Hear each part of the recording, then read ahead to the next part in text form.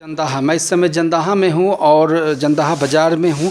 मेरे साथ फर्टिलाइज़र के रिटेलर हैं विवेकानंद चौधरी जी, जिनका एक प्रतिष्ठान है किसान के नाम से।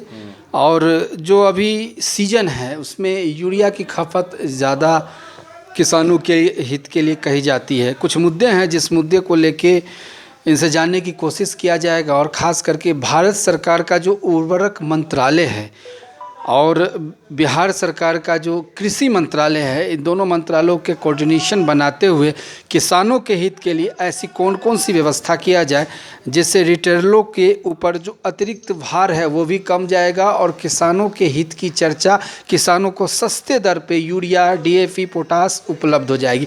विवेकानंद जी, आपसे हम सीधे तौर पे ये जानना चाहेंगे कि आप लोगों का जो फर्टिलाइज़र है वो आपने बताया कि छपरा, पटना और सरैया, मुजफ्फरपुर 3 जगह से आप लोगों को रैक लगता है और वहाँ से मंगाया जाता है। तो 2-3 ऐसे नकारात्मक चीज़ बताइए जिससे आप लोग के बिजनेस प्रभावित हो रहा है, जिसमें सुधार की गुंजाइश होनी चाहिए। जैसे कि होलसेलर लोग तो 251 में माल मिल जाता है हम लोग को, और 266 MRP है, 266 रुपये 50 पैसा। एक्चुअली भाड़ा 30 से 40 रुपया और 10 रुपया पोलदारी खर्चा हो जाता है।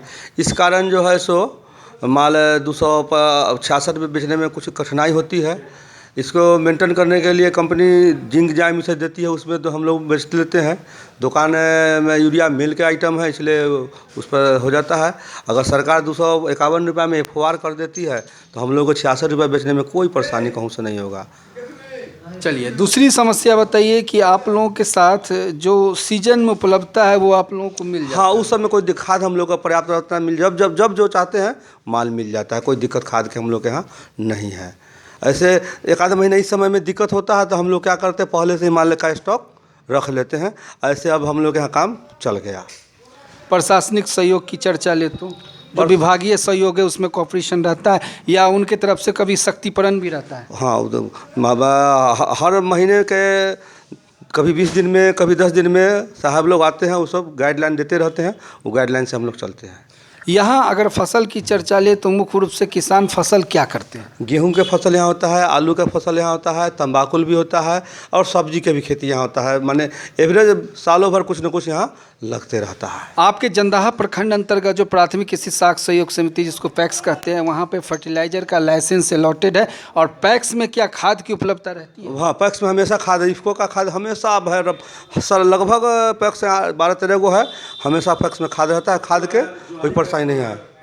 यहाँ कंपनी का भी 1-2 गो आउटलेट रिटेल काउंटर भी है यहाँ पे, वो सब रहता है, कोई दिक्कत नहीं। चलिए, आखिरी सवाल करेंगे, कोई ऐसा संदेश, मैसेज आप हम लोग के माध्यम से देना चाहेंगे? जैसे FOR के संदर्भ में आपने स्पष्ट रूप से बताया, हाँ। लेकिन उसके अलावा भंडारण, रैक पॉइंट की भी समस्या है और कभी कभी इसके वजह से भी आप लोगों को काफ़ी सारा कठिनाइयों का सामना करना पड़ता है। तो उस दृष्टिकोण से कुछ खास मैसेज केंद्रीय मंत्रालय को, एक छोटे से दुकानदार होने के नाते?